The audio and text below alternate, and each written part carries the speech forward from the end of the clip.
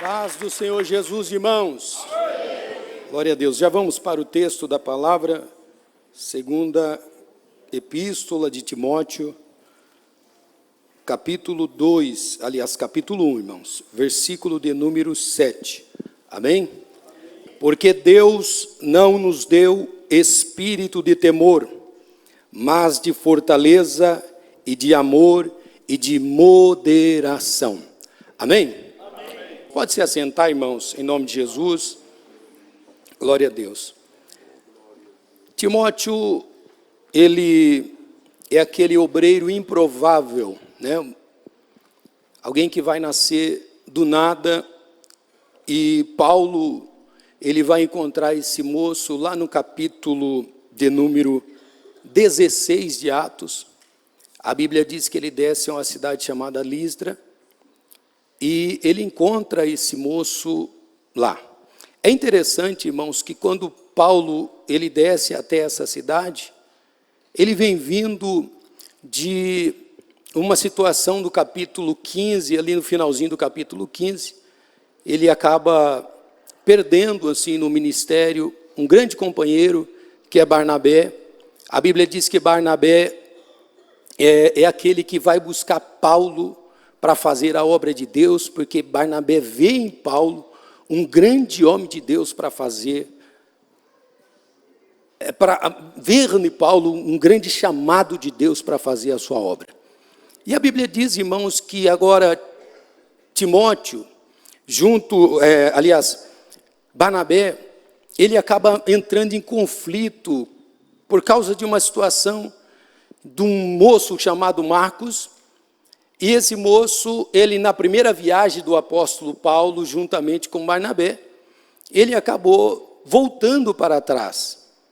E por causa desse sentido, Paulo acha que ele não tem condição nessa segunda viagem, ainda ele não está maduro para continuar seguindo eles. Quem sabe Paulo, ele pensou, vamos esperar Barnabé mais um pouquinho, ele vai amadurecer, depois, numa próxima viagem, a gente leva ele.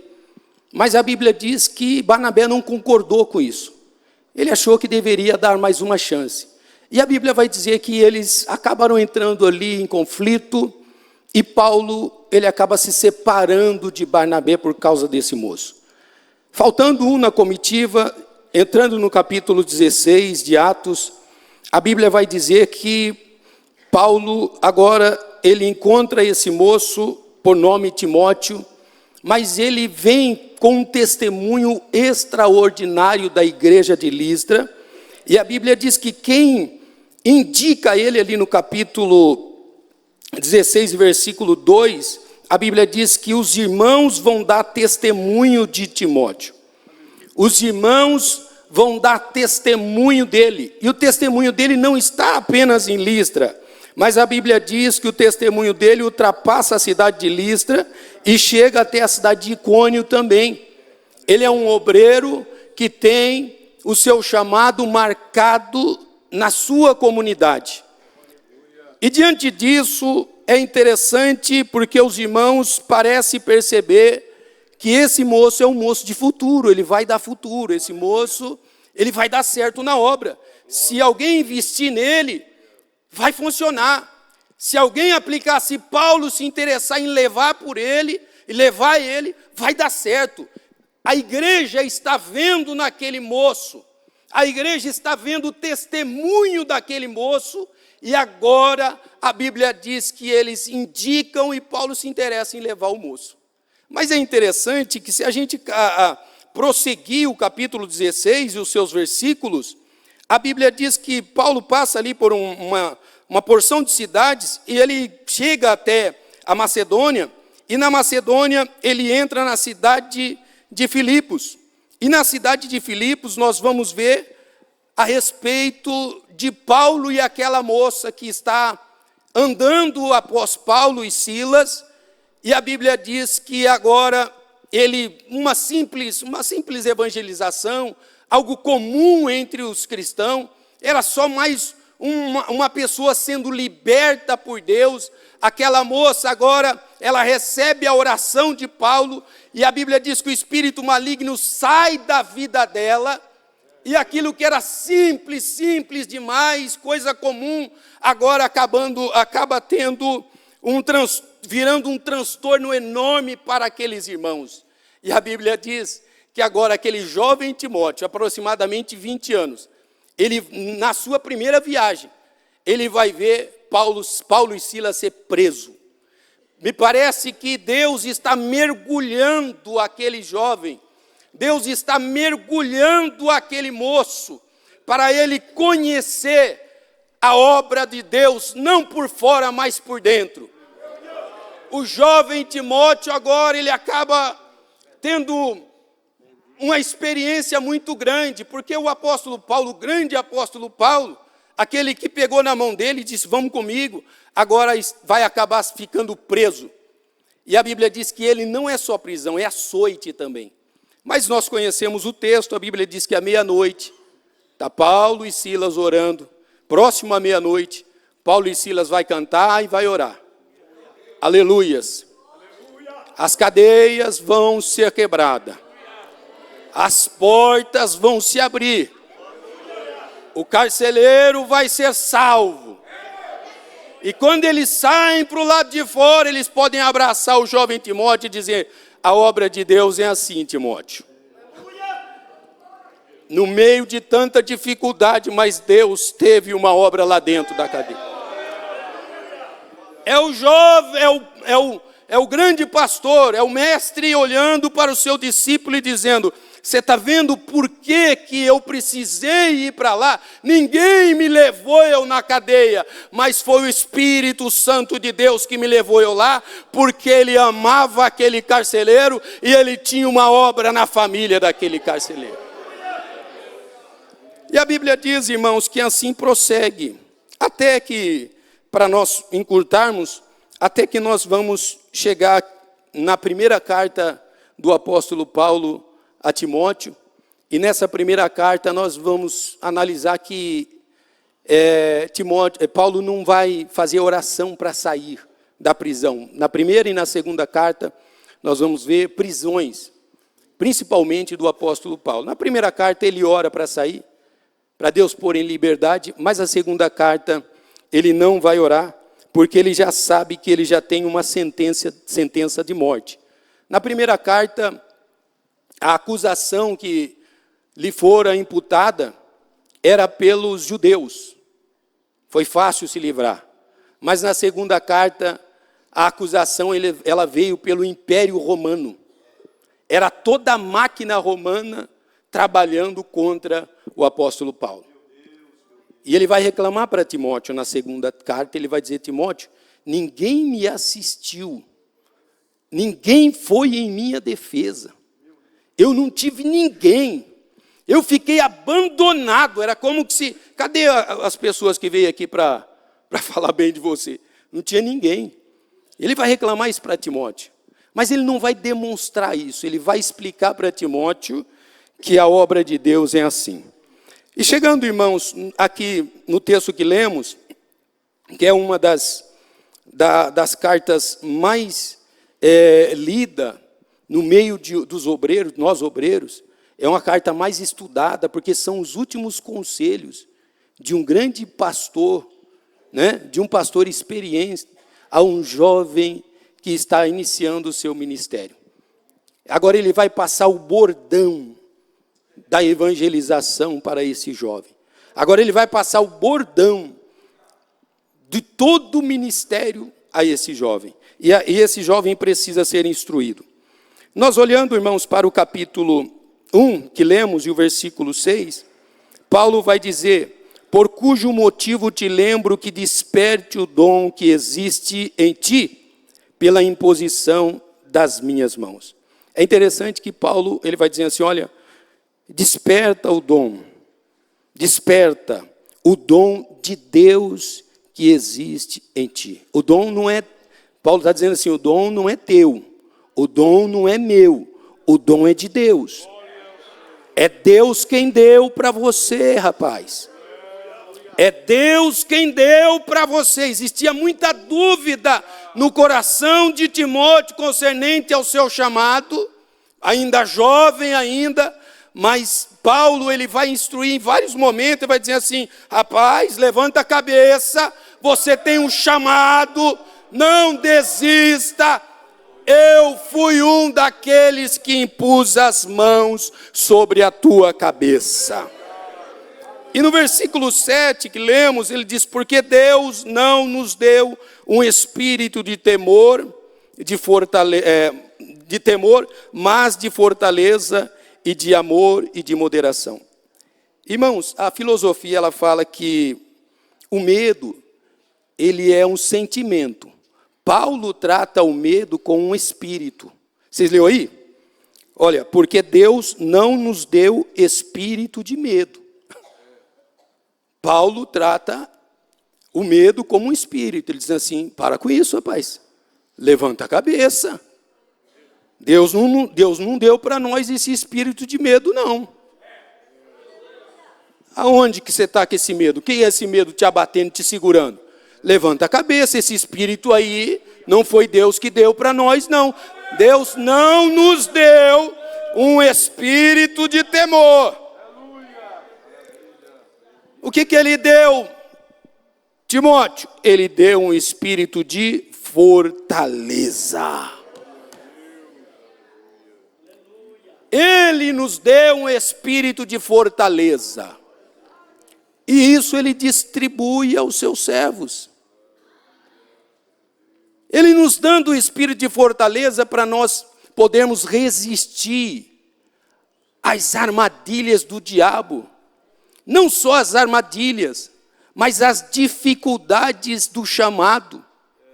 Porque todo obreiro conhece as dificuldades de ser chamado, as dificuldades do ministério, os embates que temos, as lutas que temos. Todo obreiro que é chamado, ele precisa ter esta consciência de que ele vai ter embate externo e interno. Externo, se o obreiro não souber disso, irmão, rapidamente ele vai desistir. Ele vai pegar a bolsinha dele e vai vir embora. Ele vai voltar embora. Porque o ministério pede isso nosso.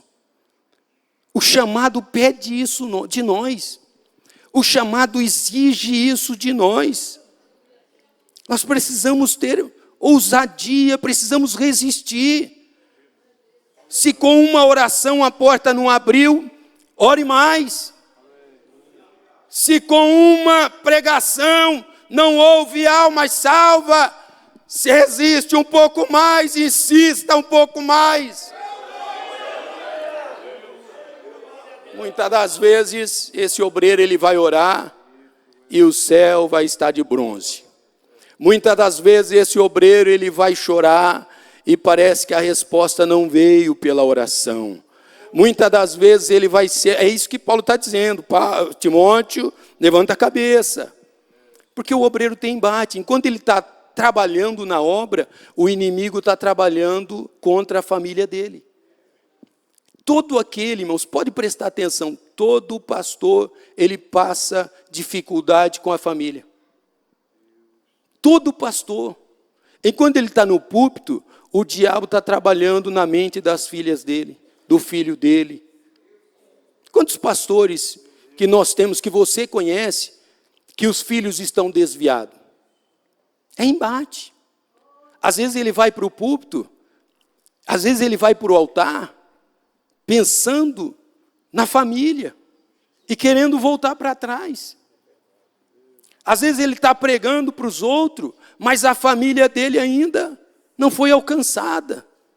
E se ele não tiver os pés firmes no lugar do seu chamado, ele vai dizer assim: não, isso daqui não é para mim não, ao invés de eu ajudar a minha família, eu estou destruindo a minha família. Quantos pastores deixam o altar porque ele diz assim: olha, eu vou cuidar da minha família? Porque ele tem um sentimento de que se ele estiver no altar, ele não está cuidando da casa dele. Se ele estiver no altar, ele não está cuidando da família dele. Mas nós temos que ter consciência, enquanto você está trabalhando na obra de Deus, o diabo está trabalhando lá fora, mas a graça de Deus está sendo posta sobre você e sobre a tua família.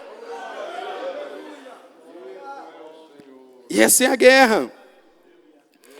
E Paulo convida Timóteo também, irmãos, a ter amor. Amor. Um obreiro que não tiver essa característica do amor, ele está perdido no seu ministério. Se não tiver essa característica do amor, ele está perdido. Eu estava conversando agora com um companheiro nosso. Ele diz assim que ele chegou lá no campo, uma luta danada, um revolto, os irmãos, um falando mal do outro, as coisas torcendo. Aí ele olhou, ele disse assim, ele disse que teve aquele sentimento, né? Ele disse, pastor, antes eu tinha um sentimento de raiva, eu devia ponhar todo mundo de banco e colocar um negócio para resolver. Aí ele disse que agora ele olha para aquele povo, ele tem dó do povo. Ele tem dó do povo. O obreiro é assim. O obreiro, irmão, se ele não tiver essa característica, ele está perdido. Porque às vezes ele vai passar perto do irmão, o irmão está falando mal da família dele, está falando dele, mas Deus já encheu ele de amor. Irmão, quem que aguenta? Quem que aguenta um obreiro emocionalmente não resolvido? Emocionalmente abalado? Ele vai destruir. É um negocinho pequenininho assim, ele vai fazer uma confusão na igreja. Se ele não tiver o amor, ele vai agir por causa própria. Ele vai chegar e já vai querer trabalhar do jeito dele, no sentimento, com o fígado.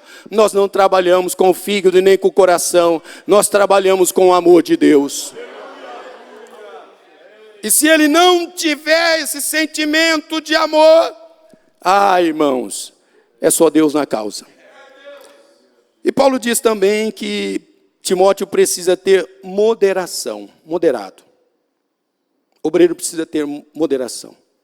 Ele tem que ser moderado, irmão. Nem muito para lá e nem muito para cá.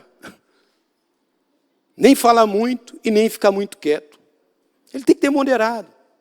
Ele tem que saber sentar e resolver as situações. Ele tem que saber, ele foi chamado para conciliação. Não é para tomar partido nem do A e nem do B. Ele tem que ter moderação. Ele foi colocado ali, é para colocar as coisas em ordem. E Timóteo tem esse chamado, irmãos. Quando Paulo escreve a carta aos Filipenses, ali no capítulo 2, e hoje até mostrei para o pastor Fidelis e para o pastor Gabriel, eu acho tão interessante ali no capítulo 2, porque quando Paulo vai falar para os irmãos, olha, eu tenho um desejo de mandar alguém para ir, mas eu já tenho na mente, eu sei quem que vai dar certinho, aí é Timóteo, porque ele não cuida, porque ele vai dizer assim, porque muitos cuidam da sua causa, ele cuida do que é seu, Timóteo cuida do que é de Deus. Olha lá. Timóteo cuida do que é do Senhor. Então eu sei que eu vou mandar ele aí para você. Isso não é lindo, irmãos? Isso não é bonito? A igreja não precisa disso. E nesse tempo, irmãos, ao qual nós estamos vivendo, se nós não tivermos essas características, certamente nós vamos ter dificuldade para continuar fazendo a obra do Senhor. Se nós, como obreiro, não tiver essas... O pastor Antônio até pregou hoje, que foi coisa de abalar aqui de manhã. Vocês perderam muito a maneira com que Deus usou o pastor Antônio. É desse jeito mesmo. Deus, há momentos que é aquele momento de que a gente está ali angustiado. Até o pastor Antônio falou, não volta para trás. Não volta para trás, você tem um chamado. Não pode voltar. Não, ré do pé, rapaz. Continua, porque Deus tem algo grande na sua vida.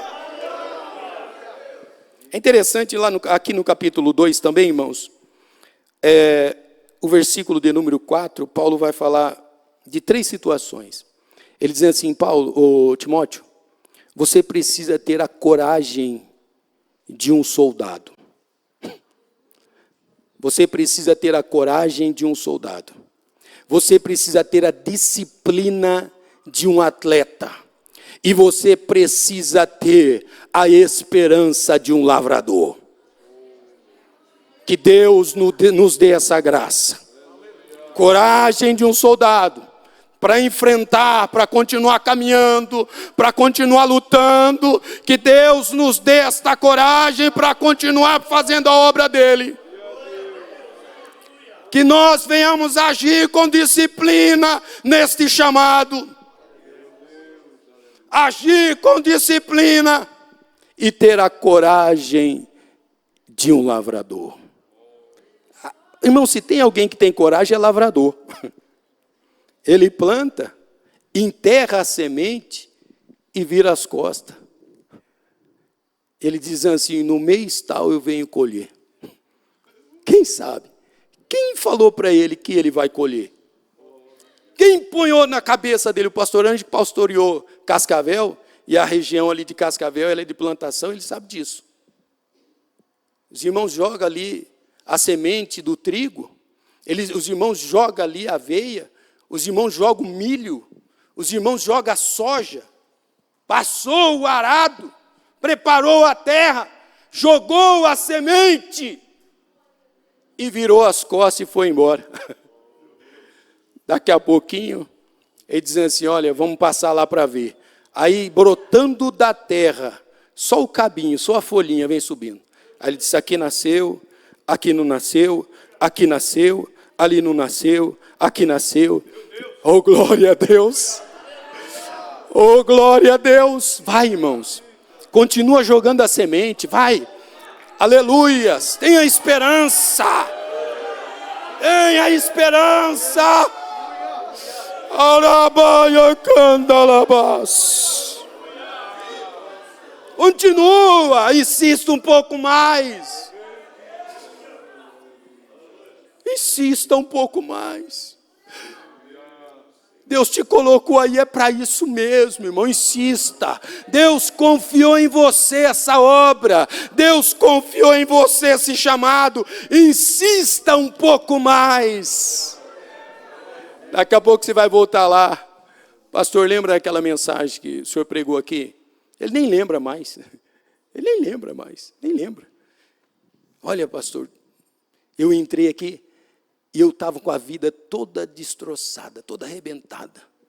E Deus usou o senhor aquele dia e falou comigo. Eu entrei aqui na igreja, eu não tinha nenhuma esperança. Deus usou o Senhor para falar com a minha família. Nós já estávamos se separando. Nós estávamos se separando. É o último culto. Olha, nós vamos para o culto, nós vamos para a igreja, mas olha, não adianta mais. Eu vou de lá da igreja, a gente já vai direto para o cartório, a gente já vai pedir a separação. Eu quero os papéis, mas vamos para a igreja. Chega lá, o obreiro todo arrebentadinho, tadinho. Todo arrebentadinho, ele entra na igreja, um paletózinho assim puxadinho de um lado, gravata do outro, ele entra ali chorando, angustiado. Às vezes, só o trapo. E o Espírito Santo de Deus vai empurrando ele para o altar, vai levando ele para o altar. Abre a tua boca, que eu quero falar agora. Abre a tua boca, porque tem alguém precisando aqui. Abra a tua boca. Aleluias. Aleluias. É o irmão do lado de lá, a família do lado de lá que está dizendo assim, é o último culto, e muitas das vezes é o pastor que está indo para o altar e dizendo assim também, a última pregação. A família está do lado e dizendo assim, a gente vai lá, mas está tudo acabado, e o obreiro vai subir dizendo assim, é a última pregação aqui nessa congregação. Ele não fala para ninguém, ele vem para o altar, ele diz assim, eu vou abrir aqui, eu nem sei o que eu vou pregar. Mas é justamente ali que Deus abre as janelas dos céus. É Deus encontrando com ele no altar, para ele ser boca de Deus. É o Espírito Santo encontrando a família lá nos bancos. E a obra de Deus sendo feita. Eu me lembro de um testemunho, irmãos, talvez os irmãos já ouviram. Diz que um pastor, ele estava tão angustiado. Ele diz assim, para mim já não dá mais. Ele disse, eu vou desviar. Ele disse, eu vou desviar, eu quero ir embora, para mim não dá mais. Ele pegou e saiu. E ele encontrou uma casa, sabe, uma discoteca, uma casa da vida. E ele disse, eu vou entrar lá dentro, eu vou pedir uma cerveja. Nunca tinha bebido uma cerveja. Ele disse, agora eu vou pôr para arrebentar mesmo. Eu vou entrar aí dentro, eu vou pedir uma cerveja. E quando ele vem se aproximando do balcão, aquelas luzes e gente dançando, e ele foi para o balcão, e uma moça lá de trás olhou e disse, é o pastor. É o pastor. E ela começa a chorar. E ela vem se aproximando dele. E ele está ali pronto para pedir uma cerveja. E ela diz assim, pastor, o senhor veio me buscar, pastor. O senhor veio aqui me buscar. Eu sabia que Deus ia vir me buscar aqui dentro. Ela para o lado de cá chorando e ele para o lado de lá chorando. Aí ela disse assim, espera aí que eu vou pegar minhas coisas, eu estou voltando para a igreja. Espera aí, aguenta aí. Aí ele pegou, abraçou ela e disse, nem para desviar não dá, vamos embora. Vamos continuar. Oh, glória a Deus. Aleluias, aleluias. O versículo 9 do capítulo 2, ele diz, pelo que eu sofro trabalho até prisões, como um malfeitor, mas a palavra de Deus não está presa. Coração quebrado, mas a palavra de Deus ainda continua sendo a mesma. Obreiro destroçado pelos embates, mas a palavra ainda continua fazendo, aleluias, a diferença. Obreiro todo andando só por Deus, ele está andando, parece que ele está, às vezes eu falo assim, mas meu Deus, o pastor está todo quebrado. O que aconteceu, pastor? Só Deus sabe o coração dele. Não está doente? Não é doente. Está doente? Não estou doente. Mas a cabeça está a milhão assim, ó. Tem misericórdia do fulano. Senhor, socorre fulano. Senhor, a igreja lá, Senhor. Socorre o obreiro que está lá. Ele está angustiado. Senhor, ele está orando aqui para o irmão. Irmãos, nós passamos por uma grande luta dentro de casa. Minha esposa está ali. E nós achou que a gente não ia conseguir sair daquela guerra. A gente achou que não ia dar certo. A gente achou. E eu me lembro que um dia eu fui para o altar. E minha filha estava passando uma tribulação, uma guerra. A minha filha mais velha passando por uma guerra, uma luta. E eu fui para o altar, ali em Cascavel, e veio uma família e disse assim, pastor, ora para minha menina. E eu olhei e disse assim, meu Deus do céu, orar para ela. E a Gabi lá precisando muito mais. Eu achando que a Gabi estava precisando muito mais do que aquela família. Eu orei para aquela família, como que se estivesse orando para a Gabriela. Chorei ali, abracei aquela menina e choramos. E eles saíram dali confortados, e eu voltei para minha casa também confortado. É assim que Deus trabalha, é assim que Deus faz. Então o conselho, aleluia, de Timóteo serve para nós, obreiros. O conselho de Paulo para Timóteo também é o mesmo conselho para nós. É o mesmo conselho para nós. Continua, persista, insista. Aleluias, trabalhe. Não desista, desperte. Desperte. Aleluias. Deus há de fazer grandes coisas por nós. Aleluias. Deus há de fazer grandes coisas por nós. Deus não nos deu espírito de covardia. Deus não nos deu espírito de temor. Aleluias. Mas Ele nos dá força. Ele nos dá força. Se coloca de pé, irmãos.